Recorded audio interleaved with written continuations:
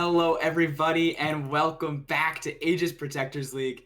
I am Colonel. Beside me is TDS, and we've got an amazing matchup. TDS, talk me through it.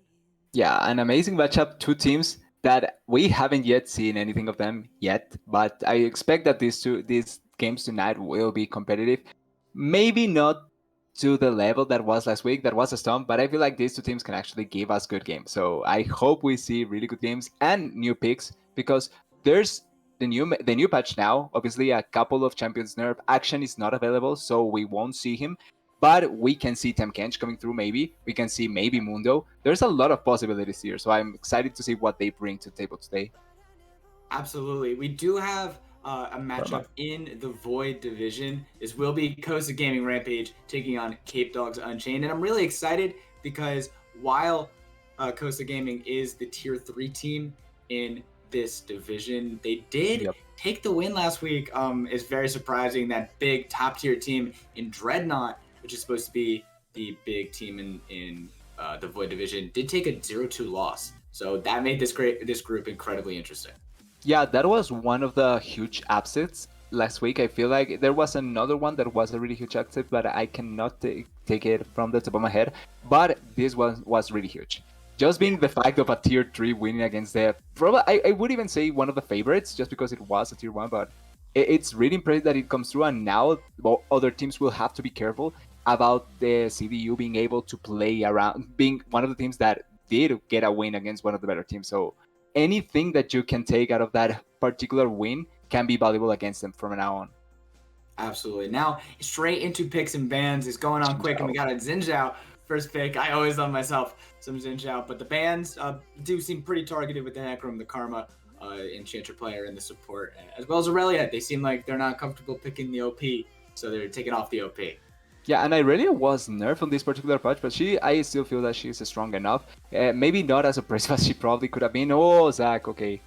I Uh-oh. did not expect that, but I love the Zac pick because Zac is such a champion, such a good champion to transform the way that you have to play the game against him. He can just gank from different parts. He has really good engage, really nice CC, and even if he's really far behind, he can still find avenues towards getting a good team fight for your team. So Zac particularly is one champion that I really love a lot, and I like seeing it now. Ezreal, typical AD carry. I think like he, even with the nerfs that Thunder received, he's still a really nice AD carry, and now there's not much changes towards him, so he's still at a really comfortable place. Same with the Jinx. She felt in priority because of a couple of changes a couple of patches ago, but I feel like she's still a really nice champion to have and a really good hyper carry. My surprise now is the Mordekaiser because Mordekaiser blind without knowing the enemy top laner is really risky. Okay, it's Eorn, so they didn't punish him that much, but it could have been way worse with a champion that could have put pressure on him. I feel like Queen can come to mind with that, particularly Kennen as well can probably do a lot against him.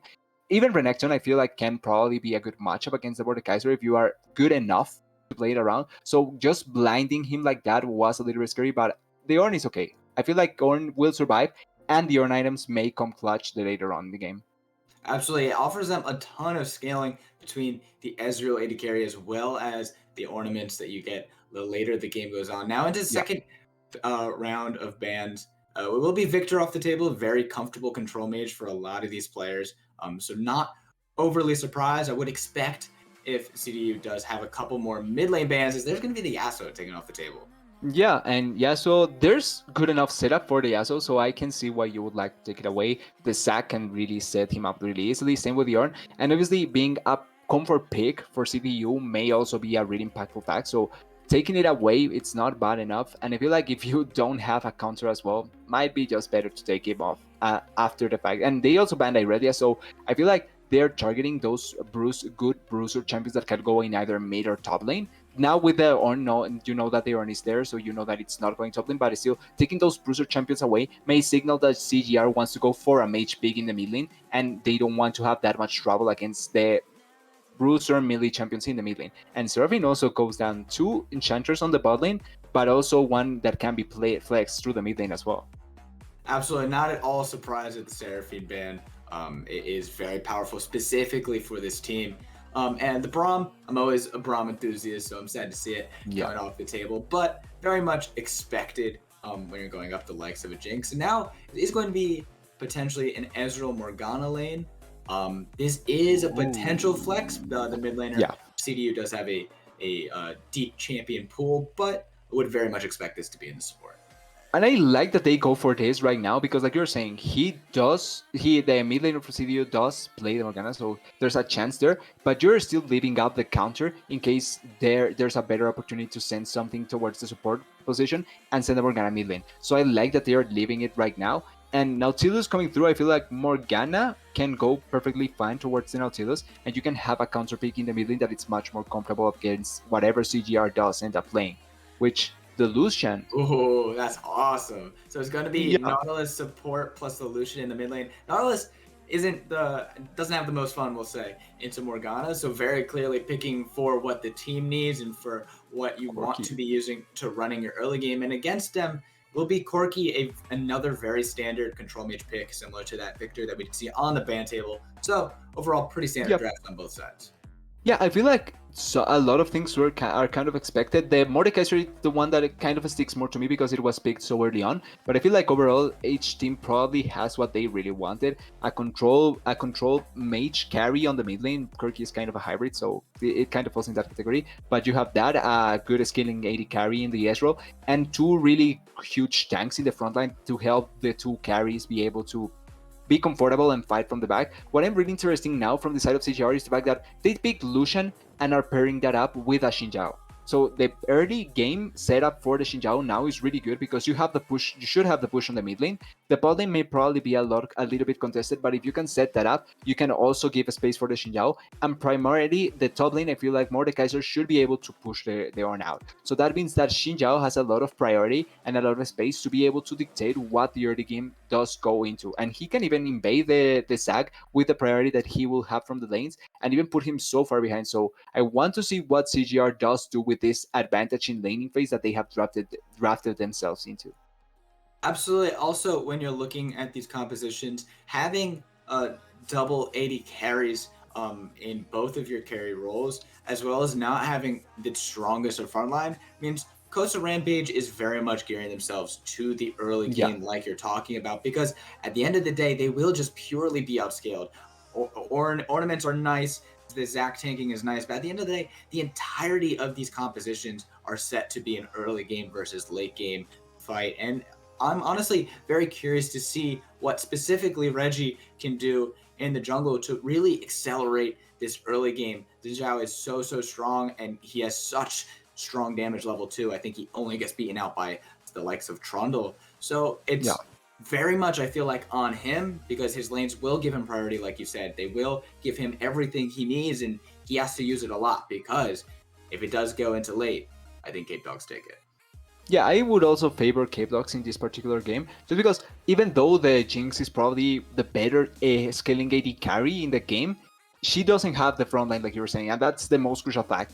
If you go later on a traditional 5v5 with actual frontliners in front of you, it's much more easier to kite and play around as an AD carry or as a damage dealer than it is if you have a Xinjiao that, even though he has the ultimate to negate a little bit of damage, if you get CC'd, then you're surely going to die really easily. So that's going to be something really important to take into account. The Mordekaiser may also be one of the conditions that may affect the game because if he does force the Ezreal or the Corki to go into a QSS, then that may stunt a little bit of the damage that those two champions may do.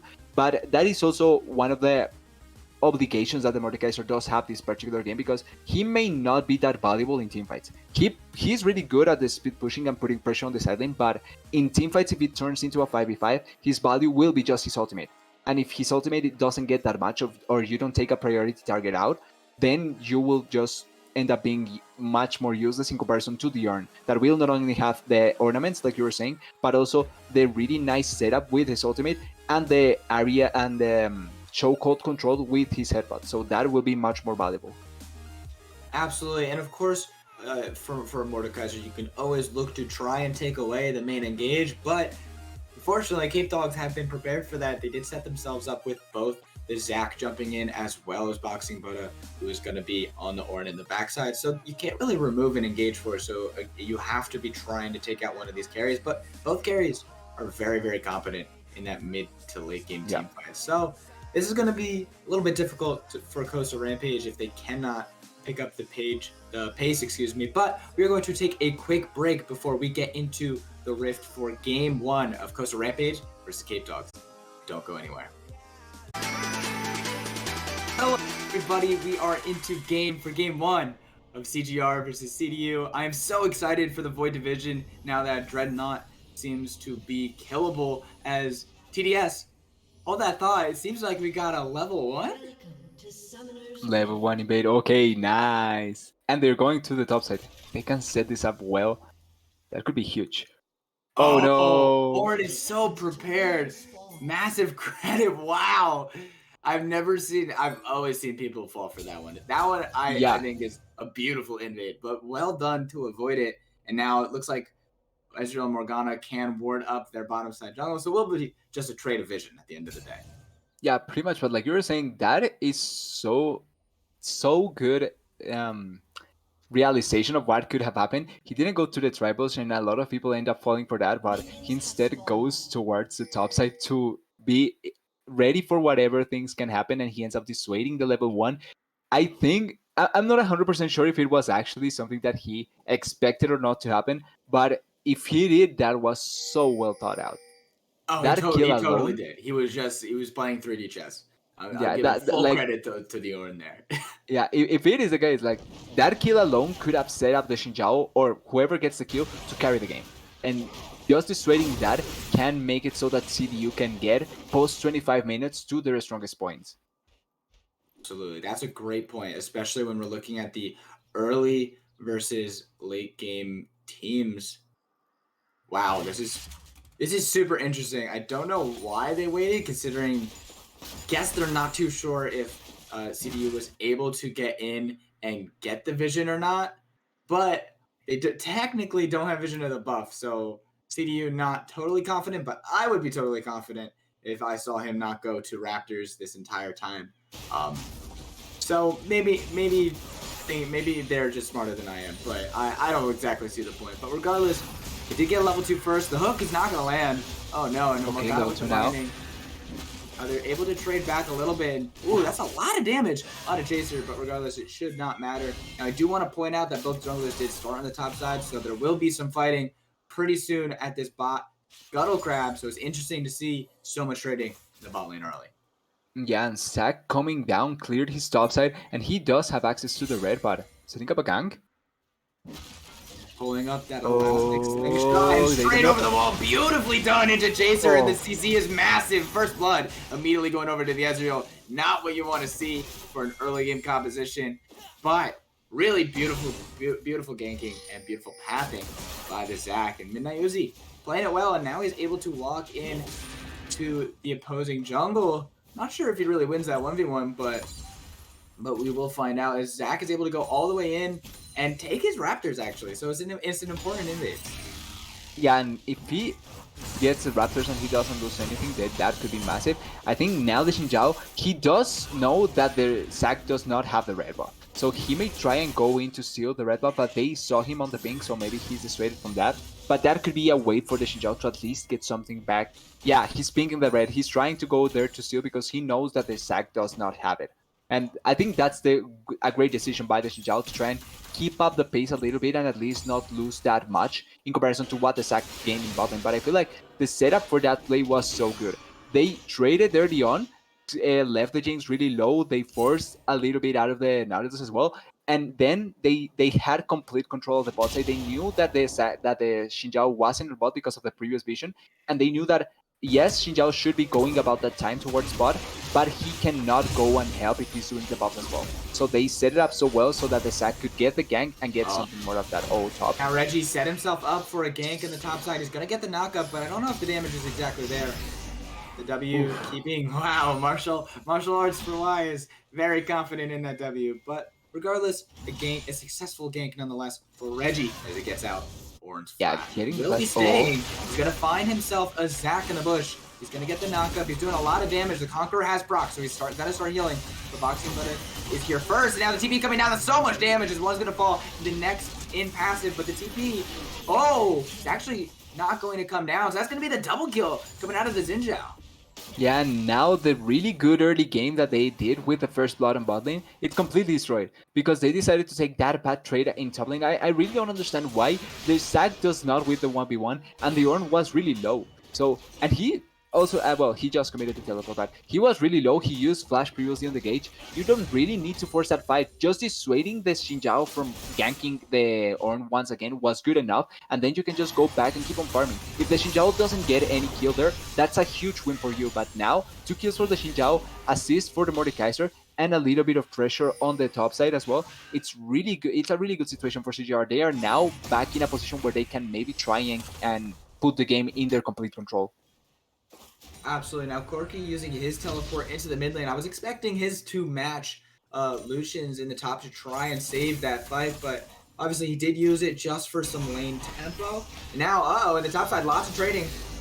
His martial arts for Y is pretty low. Remember, in the top side, the rule of thumb is always that the second death is the important one, because first time around, you don't lose too much. You have that teleport to get back, but as soon as you lose that second time, you start to lose a lot more gold, a lot more experience. So keep an eye out on the top side, because any blood that's lost will be very important for both of these top players. Yeah, and it's really important also the fact that the Mordekaiser doesn't have items, so maybe if he gets too much overzealous in this fight, he may lose the trade and actually end up dying. But he has the teleport. If he decides to back now, he will get much more impact in the lane. And I think that's what he's deciding to do. But this bot lane... Oh no, he showed? Doesn't. He might have gotten spotted on that ward, and he will have perfectly be spotted now. He's gonna get blinded. I don't think the Zac really cares, but the hook does land on Ezreal. And it looks like they are content just getting the river. Not going to look for the Drake, although it is on the table if they do find anything. But it looks like everyone will go their separate ways. I feel like just the fact that the Drake is not taken down, it's still perfectly fine for CDU. They don't need to stack Drakes early on. CGR in comparison, they need to put pressure and push a little bit the waves in bot lane and mid lane to set up the Drake. Poor Reggie. Poor Reggie. He does have those two kills, but if you can't use them, it feels quite bad. But he will be spotted, and now I don't even know where Reggie's going. I don't know if Reggie knows where he's going. He's gonna try and find himself a Zac, and he will be spotted on the blue buff. So they are aware of where this jungle is, which should give some room for martial arts. Although he has been literally pushed in the entire time, gives him room to now push in with a little more comfortability. Yeah, the problem now for Reggie is that, yes, he's keeping track of the Zac, and yes, he's stopping the Zac from going for ganks, but I feel like the one that is getting stopped is the Xin Zhao, because if you can go for ganks as a Xin Zhao and put pressure and get something out of your early game prowess, then you're losing the game. Yeah, that's going to be the calling coming out. Dashing to keep it on. Lots of damage, but he's unable to continue the trade. Wow. This is bot lane. Bot lane. Nautilus is not having a fun time. Ezreal does have himself the smallest of CS advantages, as that will pretty much get evened out. But keep an eye on them. But there's a gank in the mid lane. Norseman has to flash away, but he's going to get CC'd up anyway. Now the rocket's coming out, but Norseman should be safe, although he does have no mana to try and trade back. So that will be Lucian being forced to back after this game. Yeah, and that timing by Midnight Uzi was so good. He waited until the Lucian used the E to set up the slingshot and then get the flash of the Lucian. Really well done. And those small things are much more valuable for the Zac. He's getting the pressure, putting the Lucian down, and now they have the setup for the Drake. They should be able to secure this. Xin Zhao is on top side, trying to set up something on the Ornn, but first Drake now, it's super valuable for CDU. This stops any soul possibilities, early soul possibilities from the side of CGR, and makes it so that it's much hard. They have time to scale later on in the game as well. Actually, now Xin Zhao trying to fight crits up in the top side jungle. He wants to take some of these camps. He will be taking the Krugs. We'll see if he's able to get the red. The Zac is on the bottom side. But now let's take a little bit of inventory, because the CS seems to be almost entirely even. So these plays, although they have been good, it's mostly going to be looking at these turret plates and seeing what lanes are getting ahead. And a lot of that's the Ezreal. You can see that gold advantage. There will potentially be a play up in the top side. They just spawned the Rift Herald. Corki is here. He's doing a lot of damage. That's going to be the Call of the Forge God coming over from the top. That's a knockup. Beautifully done. Bringing to the package, but Chris has to back up. He's getting flash spawned by martial arts, and now he's going to continue to play. Whoa! Yeah. Chuck in the realm and that's going to be the very quick death and a very quick flash out of Boxing Butter. And that's sort of evening out the turret plates in my eyes that Ezreal was able to get. Now the hook coming out, the bot lane has arrived. Midnight Uzi was not prepared for that, although he does barely get out. Luke not mattering, and now they can potentially look for more. They do have their bot lane here for the mid lane tower as well. Yeah, luckily no level 6 for the Nautilus means that there's no follow-up on the hook after the hook connects on the Zac, so the Zac can just fly away really easily. But once again, way too overshadows from CDU to commit to that play. You don't need to force that. You were pushing away the Xin Zhao, you can protect the plates and then maybe try and push the Mordekaiser away so that the Ornn can farm once again. But instead you commit to a play, give the Mordekaiser a kill, and keep on giving the advantages to the Mordekaiser so that he can keep on pushing. And that's not the ideal situation for a composition that needs to keep on scaling. Yeah, this Mordekaiser has been able to constantly push in the wave. I have to give credit to the Ornn for being able to keep even in farm, but he has gone completely unpunished. Zac, of course, getting a little bit outpaced by the Xin Zhao to be expected, but unfortunately just not able to do all that much. Not able to get anything to really stop this Mordekaiser from constantly making sure that the top side of the map is all Cosa Gaming's for the taking. And it's giving his team a lot of room. Now you can see Xin Zhao is 2 camps above Zac. And now Zac has to be forced to try and make some plays, but the mid lane and the top lane doing work to make sure that Xin Zhao is unlocked in the jungle. Yeah, and luckily that has to do with the early kills that they have given over to the Xin Zhao and the Mordekaiser. If they had waited and the game was just in a state where the first blood... Oh, wait, Nautilus? What is going on over here? This is going to be a very tough situation to play out of. There's 4 of them, but the binding does not land. He's going to be able to sidestep it. And now the CC finally coming out of Zac, and that's a lot of damage. Okay, and Chris will take the kill. Now you are in a deep spot. Lucian will get 1, but Reggie just barely not able to survive as he's in the middle of 3. Chaser has arrived, but he has to get involved. Oh, Lucian with the double kill coming out. Beautiful dash in by Norseman. Now Chaser is here to try and get some more. I don't expect it to be too much, but a lot of credit to the Lucian to be able to get that damage, be able to get that kill, and get out. Yeah, and also he took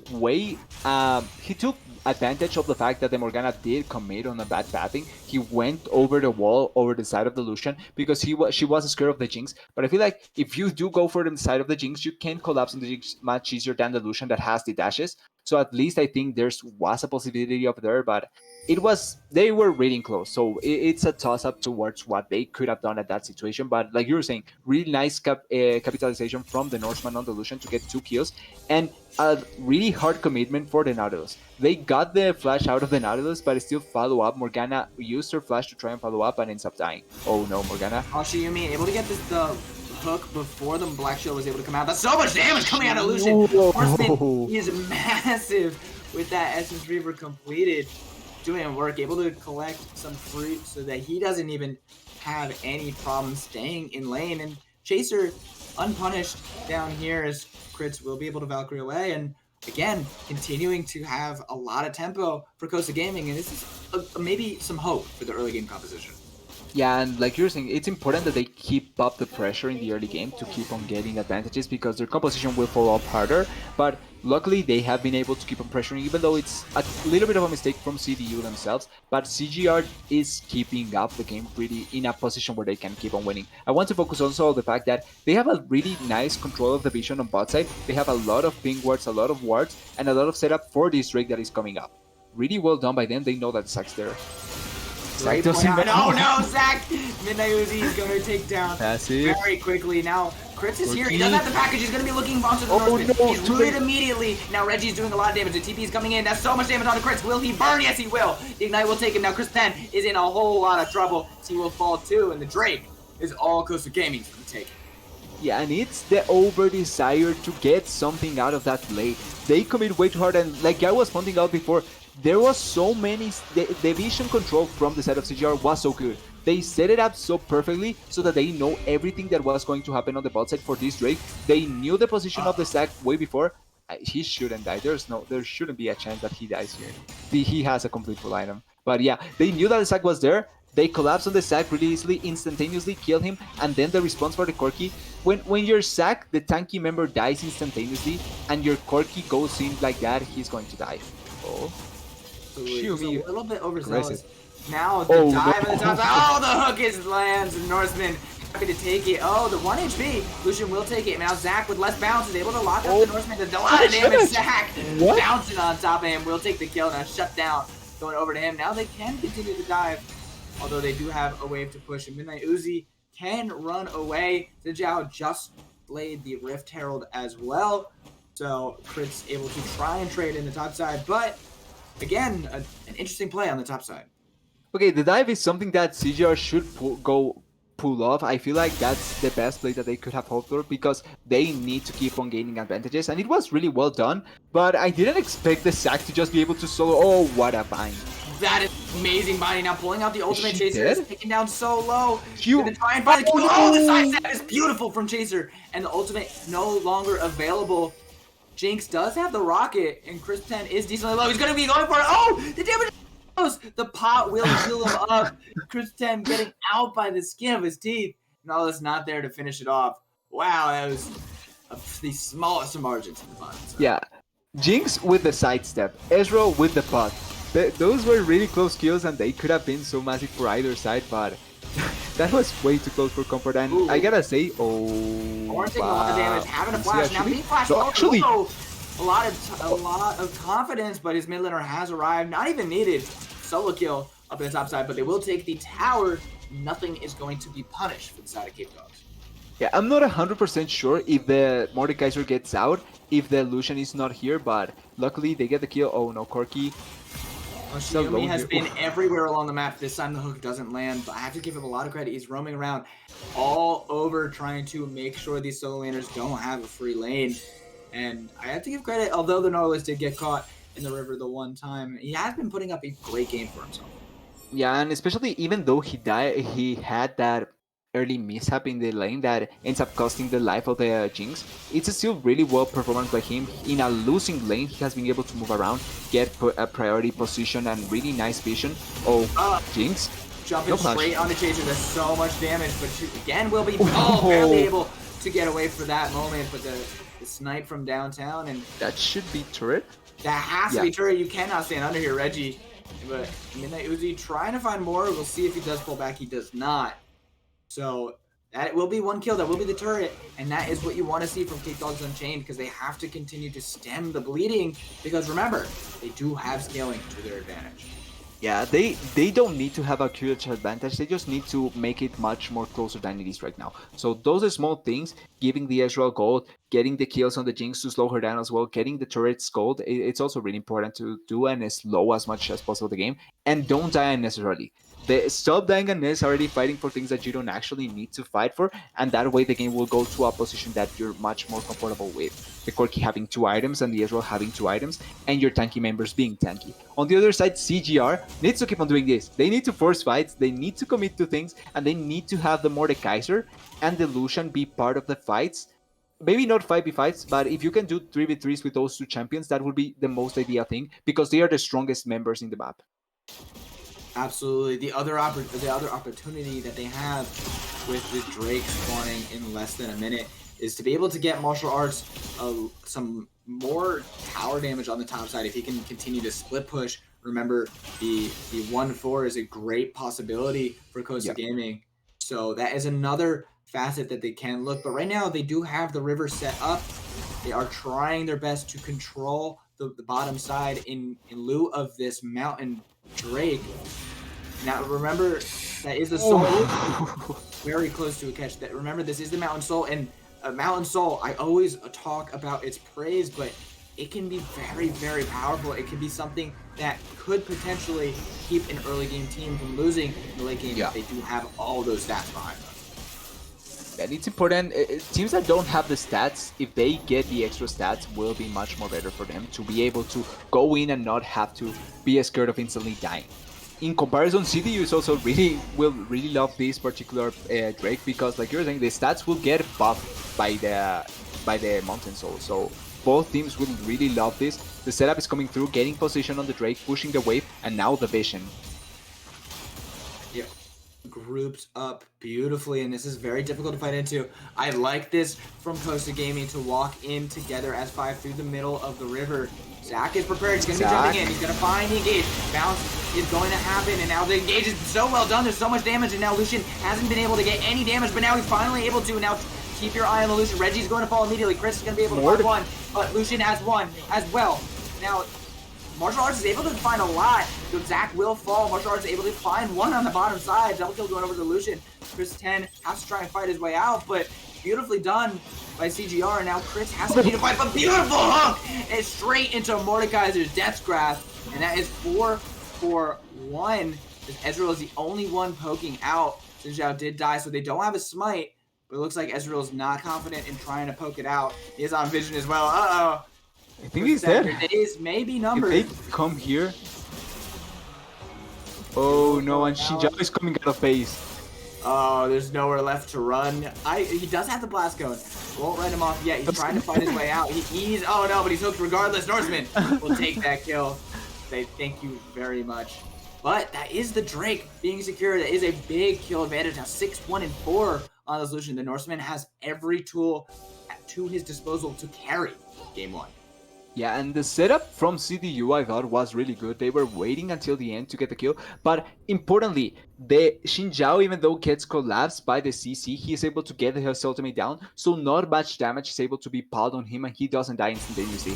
And Mordekaiser, I said, and I will stand by the fact that he's not going to be much more useful in teamfights later on, but because he's currently 3-0, he's so far ahead, he is a member that can just run into the backline and try and put pressure, as much pressure as he can, and he did that. He killed the Morgana, he kept away the Corki and the Ezreal, and made it so much hard to get the kill. Oh no. Boxing. We're alone here. Yeah, I'm not sure there's any way to outplay this one but to stall the inevitable. Norseman taking his 7th. Another kill. Very happy with that cache of gold.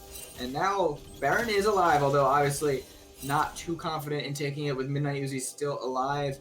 But taking full control of this jungle, and Naswag might be caught. Naz is about to find a Nautilus right behind him. Uh-oh. Yes, trying to use the ultimate. The ultimate actually going to be useful now. Midnight Uzi has arrived, and they potentially could fight out through this, but the Nautilus comes in. Zach taking down a lot of damage, and Northman is unstoppable now. Whoa, Brits, you can't walk up that far. The disrespect is ridiculous. He will fall for the 5th time, and these solo laners struggling so hard. 1-5 and 0-5 respectively, and with the jungle now dead, Reggie has all the room he needs to start this Baron.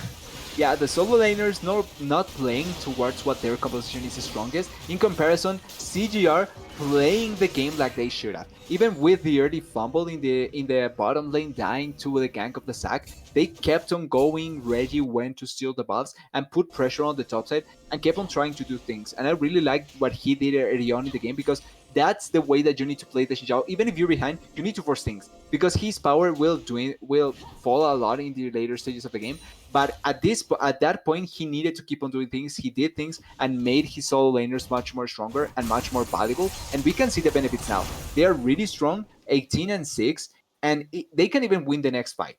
Maybe the CDU cannot fight this next Drake, and they will maybe not do it. But CGR does need to keep on pushing the tempo of the game and keep on trying to get as much objectives as they can. Absolutely. Oh, Whoa, that's a beautiful Hex Flash, almost finding the play. But able to clear out the wards. They do have a little bit of downtime before their need to fight, and I have to point out, whoa, hold that thought, Zach finding himself on the wrong side of the map, but he's able to jump away. But CGR was not able to do that Baron. They did not feel like they had the stats, they had the tankiness to survive it. So they will be pulling off of that. Would have been a great advantage for them to have only 22 minutes in when they were starting it, but instead they will try and look for this Mountain Soul. They'll try and clear out this bottom side, prepare for the minute 30 mark when this Drake will spawn. Yeah, that Drake may signal what the game will end up being, because if CDU does end up getting the win, then their timers will begin going in their favor. They can begin to be stronger, they can begin winning fights, and they can begin being menaces. So that will be important to keep a watch on. And we need to see what happens in the next 6 to 10 minutes, because I still feel like the composition from CDU will be able to keep on scaling better, and they are not on a timer like CGR. But if CGR does decide to win, to push forward and trying to win the game as fast as possible, they may be able to do so because they're so far ahead. I think that even one decision that they can go for is trading Drake for the Baron so that they can have the pushing power to put pressure on the enemy base. I think that may be an option in this particular game, even though Soul is much more valuable, but for them particularly, it may be the other way around. A great point. I think that that's a trade that not as many teams are as comfortable as they should be. So hold that though, there's a lot of trading. You're collapsing. It is very disrespectful, but the calling is doing so much work. The beautiful flash to escape, but Corki has it packaged. Corki has found his kill. Shut down, going over to crits. Now he has to try and fight his way out. Martial arts will be taken away, and now he's going to be in the 1v3. I'm not sure if he wants that, but he was able to barely not find one. Chaser finds crits on the back end. He was not able to escape, and now the Mordekaiser finally dies.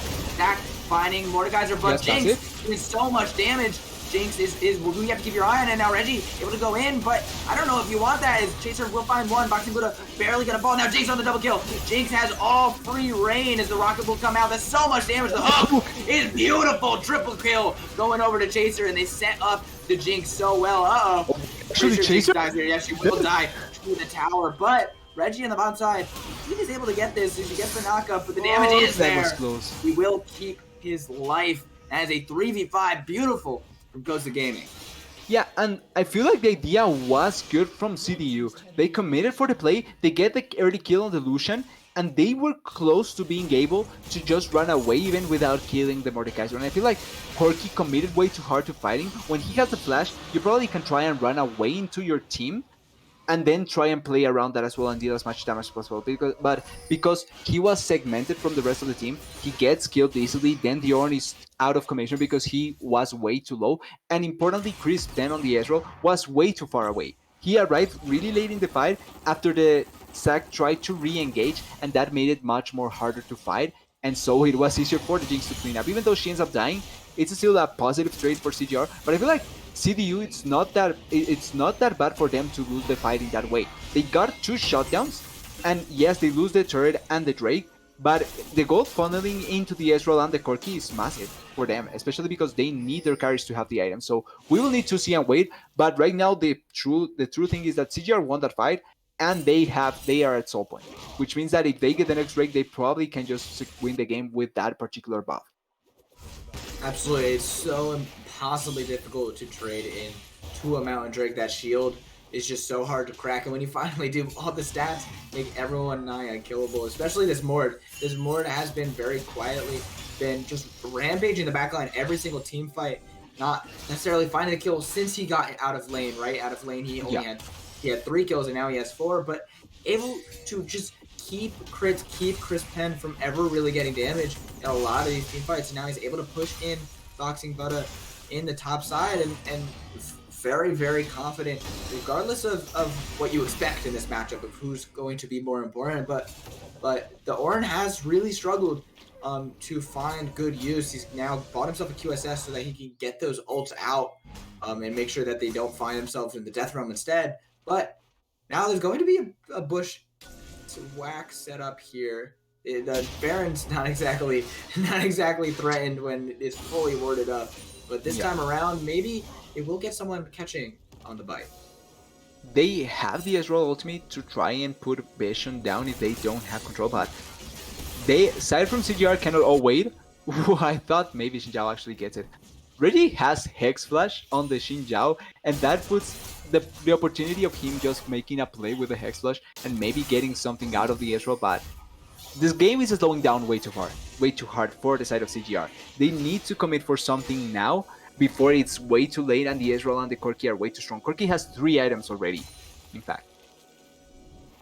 Yeah, but keep your eyes out for the Jinx, who was very quiet before that very last team play. She has 3 items as well, and although Lucian has been the star of the show for the first 25 minutes, this is where you usually expect the Jinx to be the one taking up the slack, and they may have been giving her the gold just in time for her to keep that mantle high and be able to fight around these later objectives.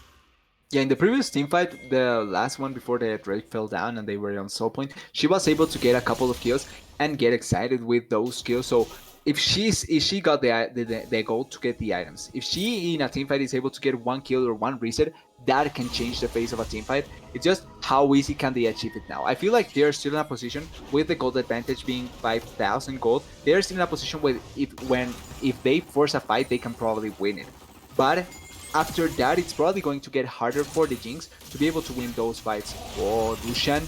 Oh, so much damage, forcing out the flash and forcing out that shield bow pop. And that's really important with the Drake spawning in a minute 20 with the Baron still on the table. That's an important cooldown to be missing for those fights. Yeah, the shield bow shield, it's particularly so important, like you were saying, just because it can deter the Mordekaiser from getting the kill on the Corki. And that may change the face of a fight. That shield being down may just be crits falling down way too quickly without actually doing much, and instead making the fight for CGR being just a one-sided fight for them. So those small things can actually matter so much in a game that can be decided by the positioning or the amount of damage that one of the champions can deal. Absolutely. And now, take inventory before this fight. 30 seconds, and the river is fully under Capedog Unchained's control. They have two controllers in here. They have the sweeper as well, but they do not have the mid lane priority. They will be pushed out of the mid lane now. Ornn is finally arriving, and we should very much expect a fight in this river. Yeah, the setup for the Vision is good, but they still have a little bit of control. CGR does have a couple of wards to know in what position the side of Capedogs and Chain is. And like you're saying, the mid lane push was gained by CGR, but I feel like CDU should just ignore the mid lane push. They should just try and force this Drake as far. Yeah, just force the Drake as fast as you can. Deny it from them. Oh no! Right play. Reggie was walking in, but just the slightest bit too late, and now potentially, I don't know. Yeah, I was gonna say I don't know if Boxing Buddy wants that one, but they will. This is the problem when you give up that midline priority, is that you could start to get pushed down, and that's going to be losing a turret for that. Reggie will not find. I think it's valuable. Over the wall, but it's still a tower trade for the Drake that are able to stem the bleeding. The real question is that Baron that's still on the table. I'm not sure. I feel like now they do have vision control that they can set themselves up to get someone up, like they are doing here. Oh, Morgana. Oh, the Black Shield is only so much safety as Norseman will immediately claim the kill. Just way too much confidence after watching the early game team walk into that topside jungle. And with the pick, this may signal the Baron. We'll see if they do start it. Norseman has dashed over, and yes, that will be the Baron start. So keep your eyes on Midnight Uzi for the smite. But this Baron is going down incredibly quick. Yeah, they should now know the health, but I think it's set. Oh, beautiful. Flashing over to root him. It will finally go over. Now Kristen will take a lot of damage, and Ezreal will fall to Norseman. Now Norseman has to run away. He's able to get a lot of damage, and now Prince on the back side is going to try and escape. The Xinjiao is doing so much work, though, and he will fall as well. All of them fall one by one, and we talked about it, but the dominoes do fall, and CGR now have a beautiful advantage.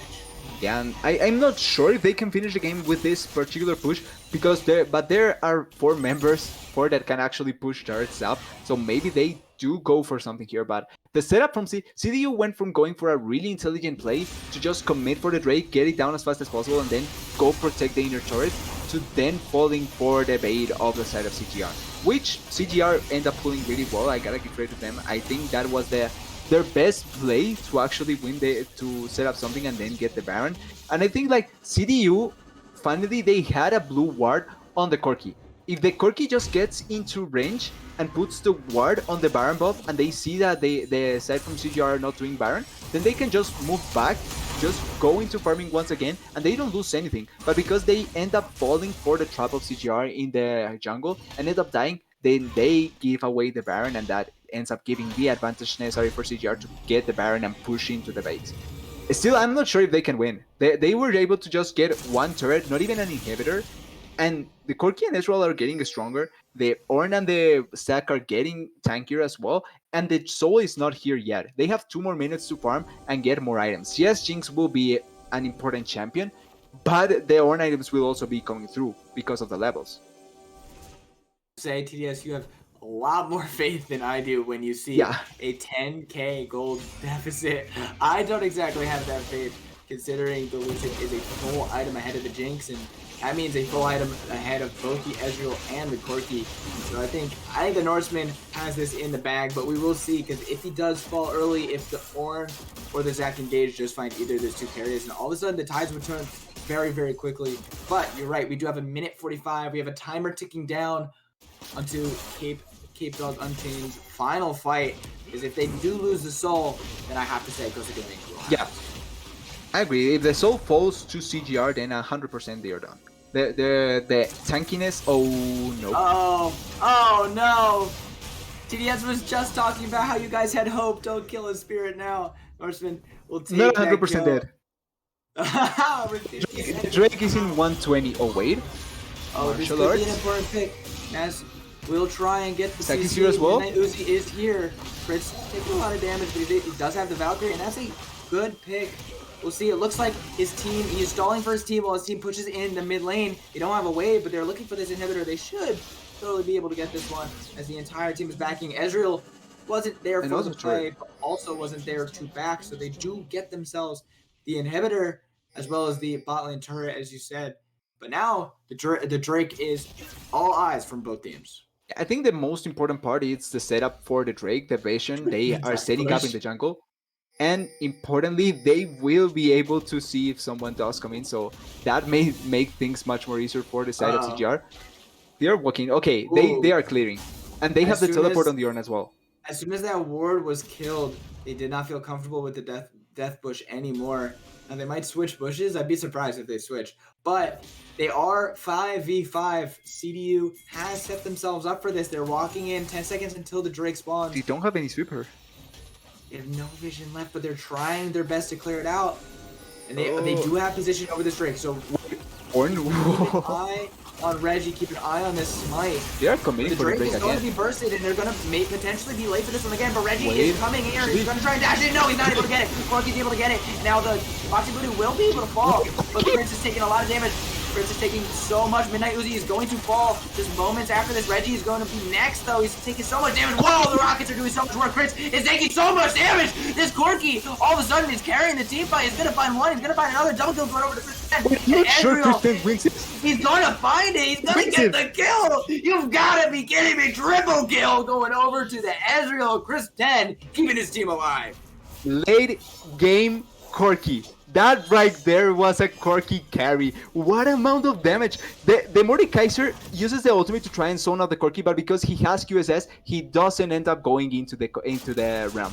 Importantly, the Corki is able to deal a lot of damage, and the same with Kristen. Even though, and I gotta say this, Corki nearly ends the fight away because he ends up dashing in with the package, but luckily he's able to dash back and then flash away and still be able to deal damage. But those small things could have turned the fight. Luckily, they secured the Drake. They secured the teamfight win, and the gold deficit, which was so huge previously. Yes, it's still 9,000 gold, or close to 10,000 gold, but we're at a point where the gold, it's no longer going to matter because both teams will have the same amount of items. Absolutely, it's a great point, and you're very correct. You can see how far Lucian is ahead. He's about 3,000 gold to his name, but if we can swap back to the items, it doesn't really result in too much. Lucian is full build. Corki is barely just not there because he has the QSS. He will be able to finish that pretty shortly, and you're right, the gold difference is starting to become negligible regardless of how massive it is. You know, CDU has, to be honest, for the first time, some solace, some comfortability as this Baron is going to spawn, and if they can stop this Baron from going down, if they can avoid the mistakes, avoid getting picks, then they may potentially find themselves. Will they rush it, actually? 6-0. They are, and good decision. None the wiser is Capedogs Unchained. They're going to get this Baron before anyone's even in distance. They will fall. Midnight Uzi nowhere near getting that smite, just wasn't close enough to the play. And I appreciate the attempt, but that is really, really smart gameplay from Cosa Gaming, because this is what they need. If they did not get that Baron, if they did not get it on spawn, then honestly, Capedogs Unchained can continue to scale.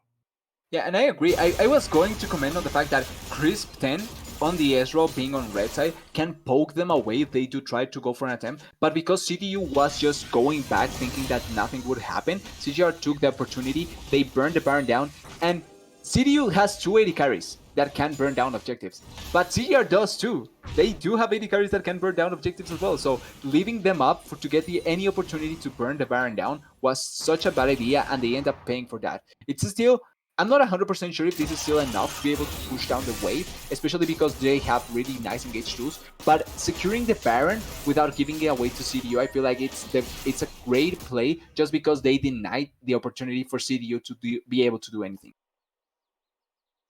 Absolutely, and I said you might have had too much faith, but now I'm very much in the CDU hype train. I think maybe the faith wasn't necessarily misplaced because all eyes are going to be on this Drake. They have a minute 30. Oh, wait. Oh, no.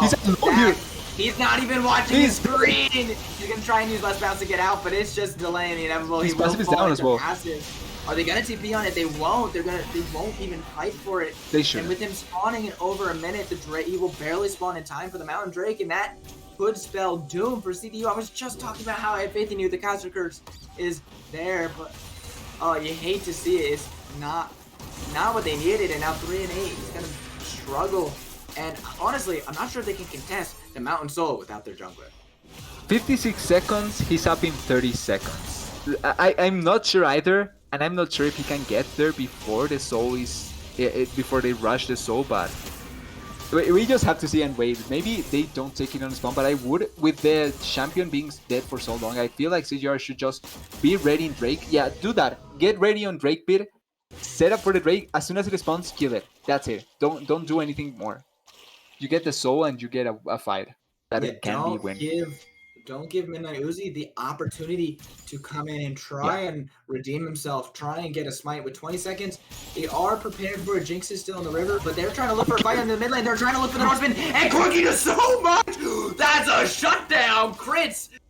True to his name, blowing up the Lucian, and now 6 seconds until it spawns, and they can no longer stay in the river. They no longer have their big carry.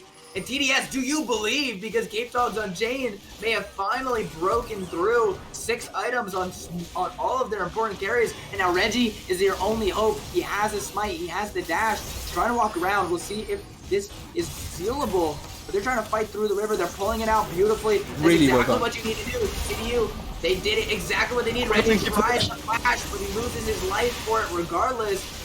There's no way you can fight out of this. He will and the Guardian Angel to die. Yeah, the Guardian Angel pops as well. Unfortunate. Reggie gives over his life, and now CDU, they have everything they need to win this game.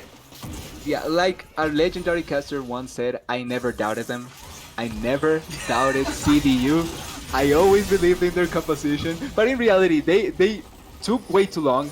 And CGR were doing good things, but now their composition is online. They can kill almost anyone, and they have Mountain Soul on 2 champions that have way too many resistances. The one is getting tickled by that damage. I can't even see, I can barely see the damage that put onto Boxing Twitter. As they now they break forward through the inhibitor, and they can continue to walk forward. Reggie is not alive yet. The culling, just trying to clear the wave as Midnight Uzi barely gets tickled for that. Now, under turrets, he will start to hurt. They will go down to 25%. Oh, the rocket! Barely not enough. Oh, that could have been a savior if Chaser was able to get that for Cosa Gaming, but they're not able to. So this may force a reset. This may force Zach to go take a camp or 2 to heal up. But CDU is still now finally in the driver's seat. Yeah, and they get an inhib. And this is the point that we were talking about before. The gold is ignorable. You can ignore the gold now because the carries have 6 items on both teams. Both of the tanks do have items, and the supports are getting close to that. Like this is so a strange point in League because you never see supports getting more than 2 items, or even 1 item. It's sometimes even surprising. So getting 2 items is not something that you see. But Baron is up in 1 minute. Every team will now try and set up, and that will be the last stand for CGR. Same for CDU, because if they do lose the fight, there's an open inhibitor they can push through and try and win the game as well. Absolutely, but remember, I said it last cast, I'll say it again, I'll say it every cast I'm on with Mountain Soul. It's so hard to lose when you have the Mountain Soul, but it is still, Cosa Gaming has the opportunity, they still have the Jinx, and this time around, hopefully the Norseman's not caught in the mid lane, and you can still put up a strong fight. Yeah, importantly, that Corky play was so huge. Getting the pick on the Lucian, and I think neither of us expected the Lucian to insta-die like he did. but important pick, important decision. And Corki's not here though, so they need to be careful. A 5v5 can be win with the Corki, not without him. Yep, and they do disengage, rightfully so. But you're right. I totally had absolutely zero expectations for Crits to be able to blow him up like that. But using that package timer so well, and that's what you like to see out of the strong teams, is knowing exactly when you can fight. And every time you have that package up, you're able to fight. But now walking into the river, that's a beautiful E. But now it's a lot of damage. Corki is yet to arrive, but they might not even need it. The damage is just so massive. As much as people will find the kill, they're doing so much work. And now Corki has finally arrived. Midnight Uzi able to escape for now as the rest of the team falls around him. Midnight Uzi's still alive, and Martial Arts for why can do nothing. Corki finds himself a kill. They find 3. And they barely get tickled. The only 2 that are close to dying are the tanks. Both carriers left untouched. Now, CDU, this should be the push. This should be the game going over to Capedogs. Yeah, double 80 carry, Mountain Soul, both tanks alive. Ornn has teleported. There shouldn't be a chance for the Jinx and the Lucian alone to be able to contest it. They're pushing even without minions. Just tanking the tower for themselves, and Jinx can honestly do nothing but watch. Feels so bad. They blast one, they blast the second. Oh, Jinx, her HP bar, where'd that one go? It's gonna disappear immediately. The Nexus is open. They'll do insult to injury, but 45 minutes in, almost a 46-minute game. CDU finally pull out the win, and CDS, all faith to you. You had the faith. You believed in them when I can't say that I did, but what a game coming out of Capedogs. And I believed in the composition, and I was just this close to just saying, yeah, I will never trust them again. But Corki came through, crits, all hail to you. You played like you had to, went for the pick, and that pick alone made the game, because that was the dragon soul point. That was them getting back into a position when they could just keep on pushing and having control of the game. And that was them being able to just, like you were saying, have control of the game and be, even though it was 20 minutes later, be in the position where I expected their composition to be. So yeah, not exactly when you expected it, but still what you expected. And honestly, I think that's a great showing from both teams. I think Cosa had all the right pieces. They were making the correct plays, but they just went just a little bit too slow, especially in the mid game. A couple oversteps, giving Capedogs some unnecessary room, and ended up costing them, but still looking really, really strong in that early game. So what are you expecting to change going from game 1 to game 2? If it's based on same composition size, I would think like just try and go more aggro. Try and force more things, because your composition was in a favorable position, and even before 25 minutes, you were in a really favorable position, and you could have forced things much more easily. But I feel like, I'm not sure if it was nerves or the fact that they died a couple of times, so they were scared of things, but they could have forced things. They prioritized way too many times, not going for the Drake plays, giving a space for CDU to be able to get into position easily and not control the vision. And I feel like the moment that they began losing Drakes was the moment that it was going to be harder for them to contest, because they needed to force the soul really early on when they were really strong. But because they took so much time, they couldn't try and contest really easily, and instead end up dying continuously. So if it's based on composition, force things. Don't be afraid. Go pedal to the metal, because that way your early game composition can win. If you're going for a different approach, then Mordekaiser or not. Go for a better engaged tank or something like that, something that can facilitate your Jinx or your hyper carry to actually be able to play the game, because Jinx was doing damage, but she was always in a position where she could just get threatened so easily by Corki Rockets, by Ezreal Poke, by the engage of the Zac, by the engage of the Ornn. Absolutely, and I think they looked so good, but we'll see what they decide to change. They could continue to force this playstyle or look a little bit different, but we are going to take a quick break before we head into game 2. Stay tuned, stay straight on your monitor, because you don't want to miss another game like that.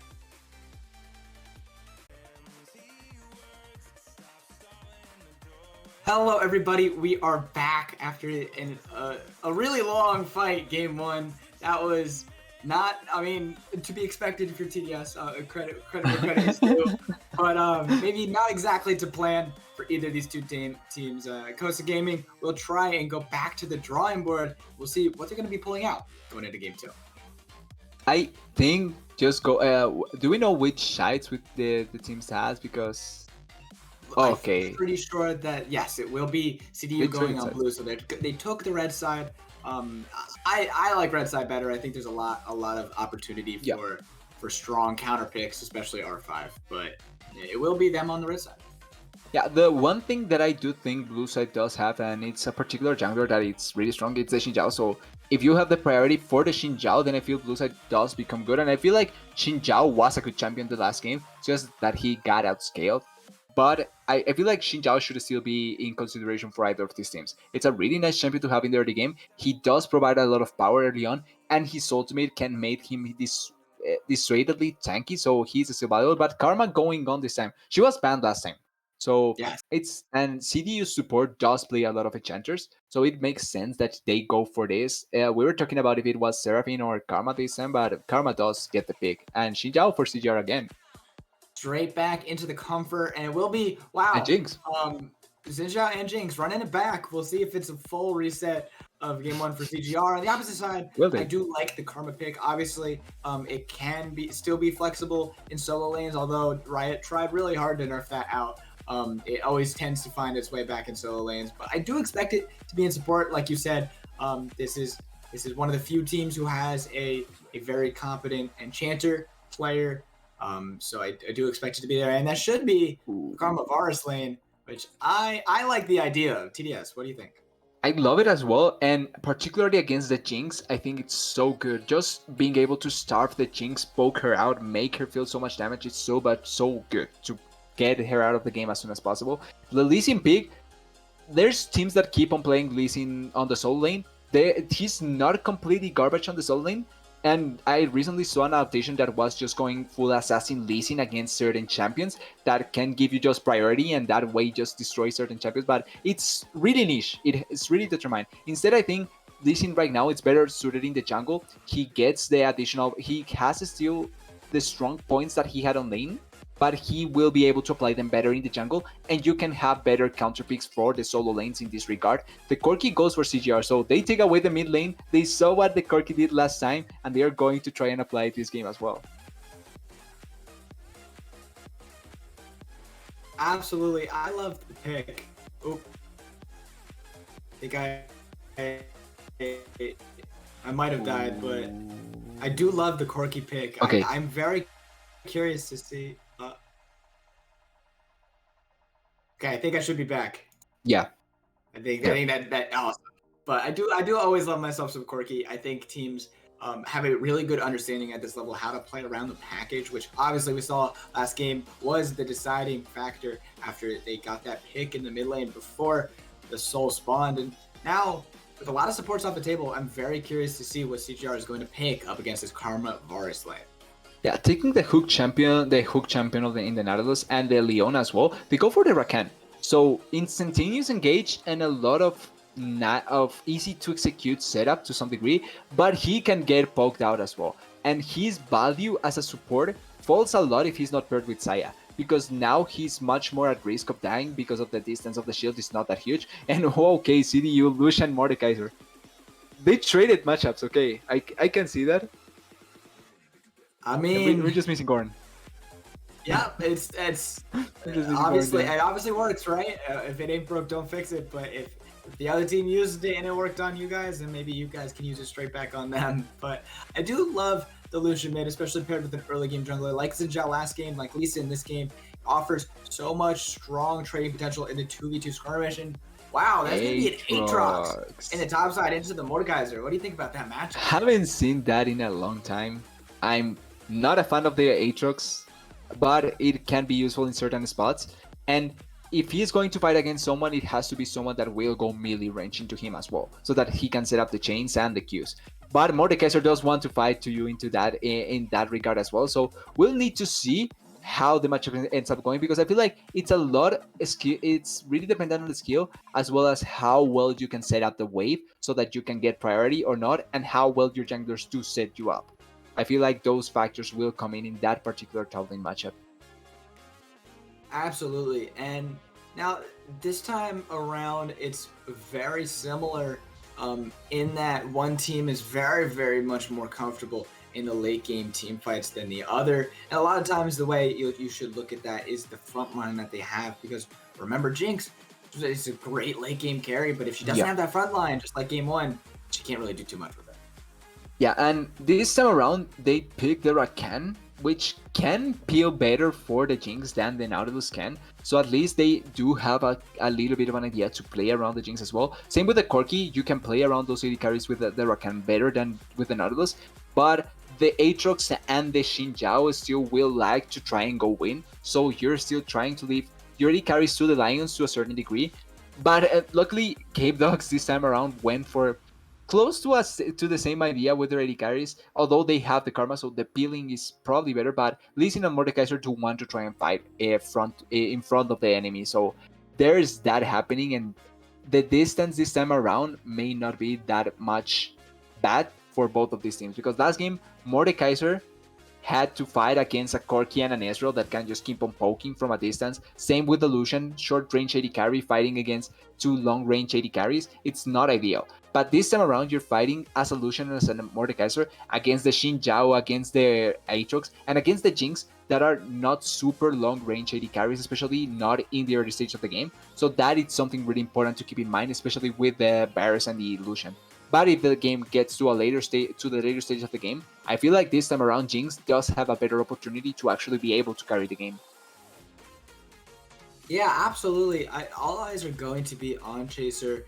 Obviously, the Norsemen had a really, really strong game in game 1. Yep. But honestly, I'm a little bit worried for the side of Cosa, because the last time that we had a Corki, he had a much stronger front line. He had a ridiculous front line with the likes of Ornn and Zac. And this time around, it might more so depend on what Hashiyumi is going to be building on the Rakan, or how strong this Aatrox gets. Because remember, although he is a bruiser, if he becomes strong, if he gets an early lead, he can become a beautiful drain tank. Yeah, and it's like you're saying, the fact of the Aatrox does matter a lot in this particular game, because if he is an unkillable monster, you're playing against a Varus in mobile AD carry and a Karma that, even though she has the shields, she doesn't have a huge enough health pool to survive long enough. So if the Aatrox is able to get on top of them, then it should be easy to kill them both. And I feel like that's one of the most important difference from this game and the previous game, is that Ezreal had self-peel, and he can score into fights really easily, but the Varus does not. So if he's ever caught out in a really bad position, he will instantaneously die. The Corki, yes, doesn't have the backline, but he does have repositioning tools that other AD carries doesn't have, and that may allow him to fight the teamfights more easily. Same with the Lucian. But the Jinx is the other particular champion that needs to be careful, and I feel like you were saying, Hoshiyumi's itemization needs to be taken into account in how they want to play this game, because I feel like just going for the Solari that provides the shields, it's really massive for the Jinx and the Corki to try and not die instantaneously. Absolutely, and a great point about the immobility that Varus has. Chris 10 has to be really, really confident in his positioning, because Hashiyumi, unlike the hook champs that you were playing in game 1, can get to the back line really well, can get on top of you, can lock you up, CC you down, and give a lot of free hits for this Aatrox, for this Jinx, for this Corki. So I think a lot of this game is going to ride on Hashiyumi, how he's going to build, how he's going to play, and if he's able to get to that backside.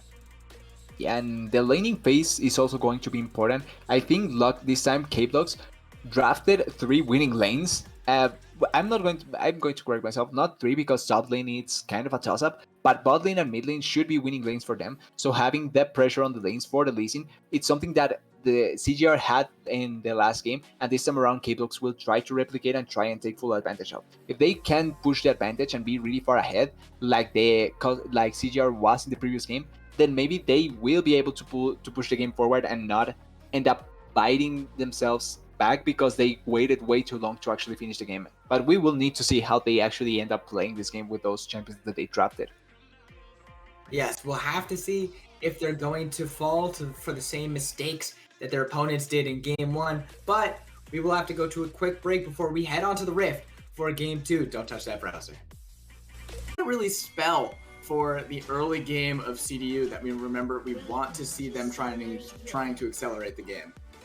Well, the early damage from the Lee Sin falls a lot if he doesn't have the correct runes, so And that may affect it. The aftershock will find value when he hits level 6 and he goes for the insect place or things like that. That's where the W will the aftershock will get value. But before that, it's going to be completely useless.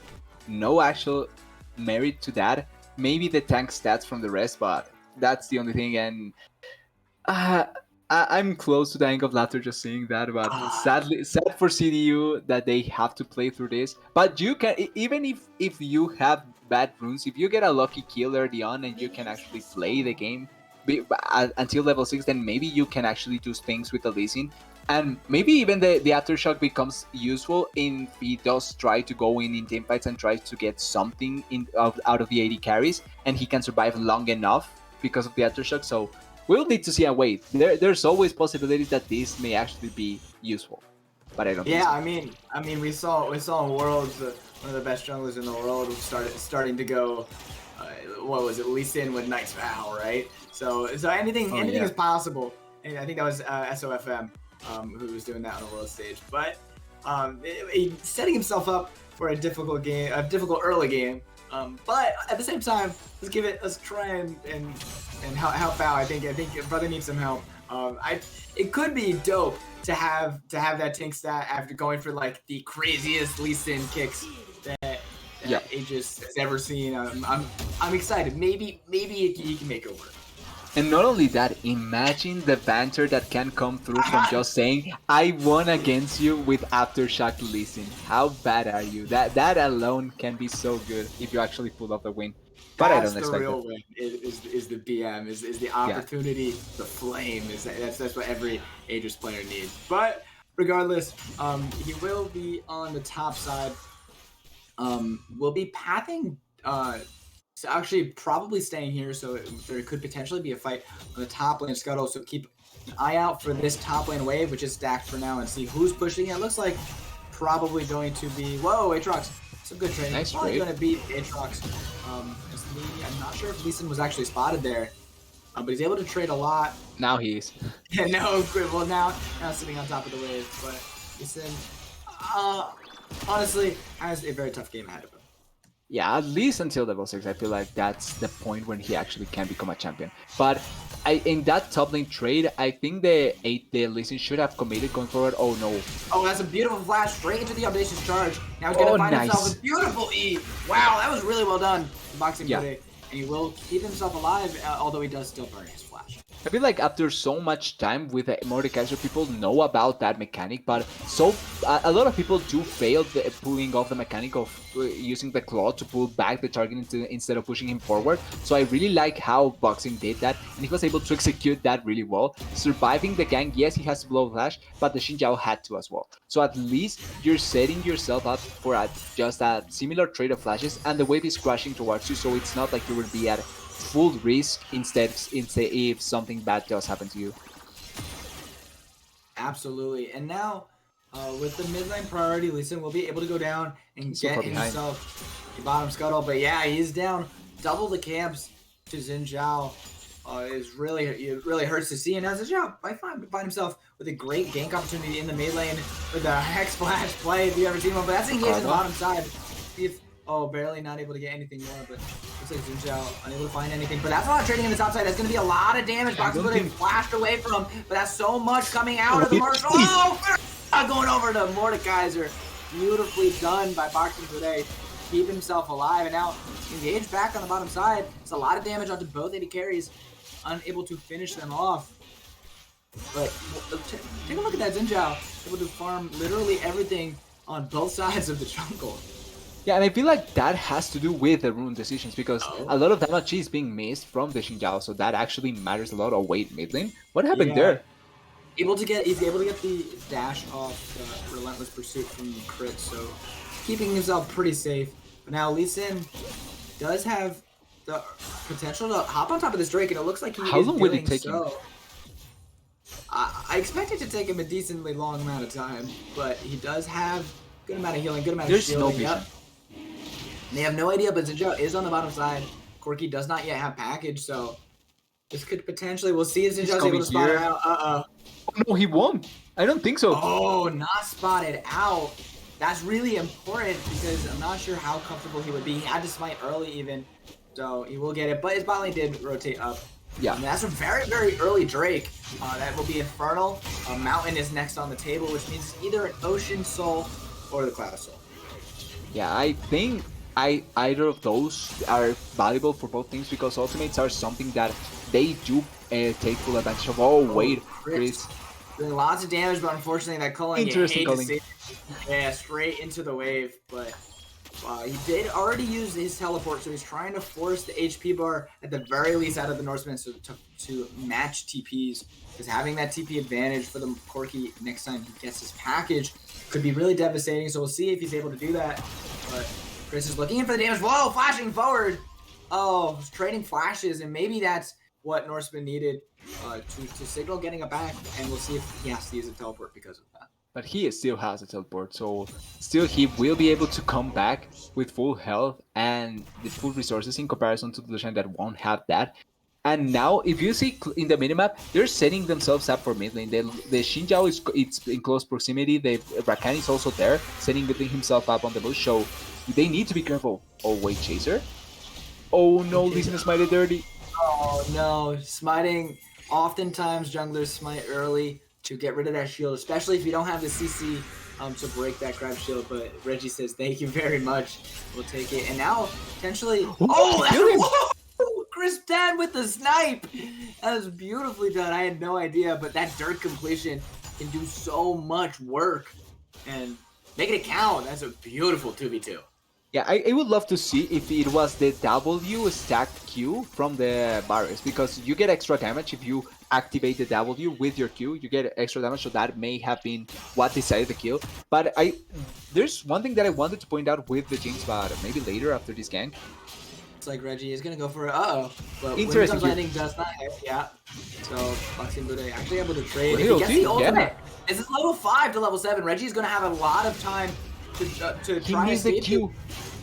He needs to find a decimate. Is he able to get the kill? He's smiting, trying to finish, but you don't get HP, and now he's gonna just give himself over to the kill for the Mordekaiser. He doesn't have flash. Martial Arts wants to try and trade this back, but he's just not able to. And the buff coming out of the ultimate for Boxing Buddha, and that's a great kill. And now 2-0. Oh, I'm not sure you want this. He's gonna get rooted up. He's gonna get a lot of damage. The arrow does not land though. That's an important arrow to miss. There's a lot of trading, and this time around, Capedogs Unchained seem very, very in control. Yeah, they have full priority in bot lane, and the top lane, which was a toss-up, ended up being decided because of a missed trade in top lane that ended up giving a solo kill for the Mordekaiser. Now, with level 6 and him having the Leeching Leer, he can prompt any 1v1 and win it. We just saw the 2-level difference against the Xin Zhao. You can use your ultimate against him. Aatrox cannot fight, and you're just fighting a 1v1, an easy 1v1 to win. Even though he missed so much, he still gets a kill, and he is not punished after he gets out of the ultimate. So that's really important for the Mordekaiser right now. And one of the things that I wanted to point out with the Jinx that I realized later on that I should have, is the fact that she started with the longsword. Oh wait, actually. Wow, diving all the way behind the tier 1 and. He's so bad for the Jinx. They're forced off with so much. Already a 20 CS advantage 9 minutes in.